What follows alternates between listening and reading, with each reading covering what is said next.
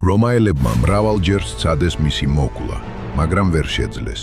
დღეს მოგიყვებით ტოპ 3 რეალურ ისტორიას, რომლებიც ხსნის, რატომ არ მუშაობს ხშირად ერთი ინგრედიენტი და რატომ მუშაობს სწორი კომბინაცია. ნომერი 3. მითრიდატეს ანტიდოტი. პონტოს მეფე ყოველდღიურად იღებდა შხამებს მცირე დოზებით, მაგრამ აქ მთავარი შხამი არ იყო, არამედ დოზა და კომბინაცია.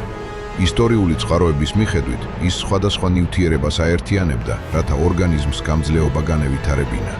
და რაც უფრო უცნაურია, ეს მეთოდი გარკვეულ დონეზე მართლაც მუშაობდა. ამ პრაქტიკას მოგვიანებით სახელიც დაერქვა მითრიდატიზმი, მაგრამ ეს პრინციპი მხოლოდ მეფეების საიდუმლო არ ყოფილა. ნომერი 2. თაფლი როგორც ბუნებრივი სასწაული უძველეს ინდურ ტრაქტატებში, მაგალითად ჩარაკა სამჰიტაში, თაფლს უწოდებდნენ იოგავაჰის.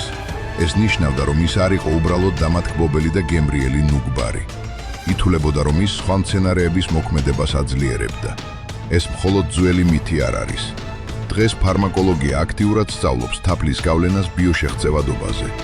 მონაცემები აჩვენებს, რომ თაფლის რთული მატრიცა, მისი ფერმენტებისა და ბუნებრივი შაქრების უნიკალური კომბინაცია ეხმარება ზოგიერთ მცენარეულ ნაერთს, უკეთ გადაურჩეს კუჭის წვენის აგრესიულ სიმჟავეს.